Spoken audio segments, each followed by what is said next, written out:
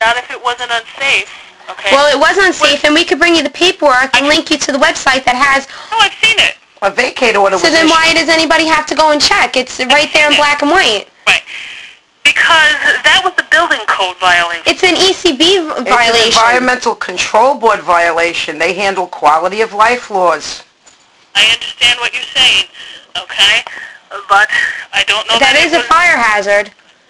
I don't know that it was. That wasn't our information that we got, and that's not the clarification we got from ACS. And we're going to look for ourselves. Well, I don't think you should be talking to ACS because at this point now, even if they did move her bedroom upstairs, it's railroad rooms. And she did have her downstairs in the basement. She had to remove both the rooms from the basement. I mean, I don't understand what you guys, any more clarification you people need. I know that if this was me doing this, that I'd be in big trouble here. You would have got Not the if it wasn't, not if it wasn't a health hazard or... It is a health hazard because obviously they told her to take the bedrooms out of the basement. There was 2 bedrooms in the basement. My understanding from reading that was that it was a code violation because she didn't have the proper permit. No, that was for the upstairs. And then she went to court and she verified that she did that. The house is a 2-family house. There was 2, right? There was 2 violations. Call up the Environmental Control Board like I did and speak to them. They handle nothing but violations of the quality of life laws. Those were quality of life issues. She can't put bedrooms in the basement even if she legalizes it. Her ceilings are not high enough and it's below ground. No, she's talking about the apartment upstairs. It doesn't make a difference. Because the only thing that's resolved is the apartment upstairs. The basement isn't resolved. New information from... We could bring you all the paperwork and we could look it over together so we could explain to you exactly what this paperwork means. Because there was 2 different things. All she's got to do is call the ECB. There was the apartment upstairs and there was the basement, the 2 bedrooms in the basement downstairs. Which the apartment upstairs, it's a 2-family house. It's a whole nother separate part of the house. They are not connected in any way but through the outside of the house. Right. So that's the only thing that's resolved. That basement issue wasn't resolved, and that was the issue that was for her section of the house. She just went to court for it September 30th, on the baby's birthday. Pardon me, I didn't hear you, Ms. She just went to court on September 30th for it. What happened on September 30th? We don't know, but it doesn't matter because where's her bedroom now? It doesn't matter. Her bedroom was in a basement. No matter how you look at it. Let us look into it, okay? So if her bedroom is railroad rooms, you're gonna remove her? Wasn't going to go into the city. Ms. Redder is going to go into ACS, and she's going to look at it for herself. And then we're going to have. So now she's. What ACS has reported to us. They're not reporting any child protective safety, health or safety issues. Okay. That's what they're reporting to us. Okay. If there was a fire hazard that we saw, a way not to get out of the apartment. If there weren't smoke detectors, okay, if it was Okay, so now am I allowed to have my daughter's room in a railroad room? That I would have to discuss.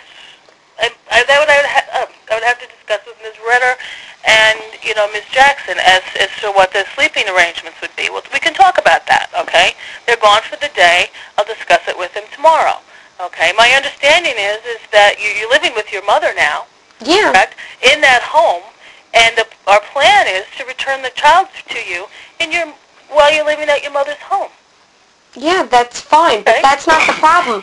The problem is that she's with an unsuitable custodian, which I didn't want her with her in the first place, because all these problems that have come to play. But you did consent to that, isn't that correct?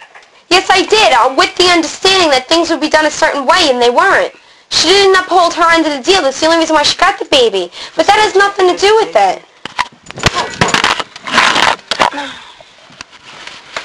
What is the plans, though, if she is in a railroad room? Are you going to go by your jurisdiction or what Queens deems is okay? We're going to go... I guess I'm not quite understanding what you're trying to say.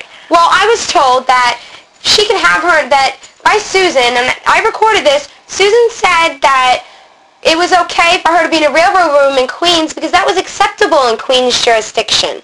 Well, that I'll have to look into a little bit more, okay? And I will. That's not something that I've heard before. So now, do you have any plans on what you're going to do when you find out that she was in the thing, and you look up the ECB laws, and you... Ms. Sogren, I wish you'd send somebody there to look at that house, because if there was a fire in that basement, and it Mr. took out... I just told you... There was only one way out. That was my plan. Okay, but there's only one way out, that's through the stairs, and if Okay. there was a fire there, and it took out those stairs, my granddaughter would die because the firemen wouldn't be able to get through. Did I Yes, not but now tell you that's that not the point. The exactly point is what she's what we were upstairs gonna do? now.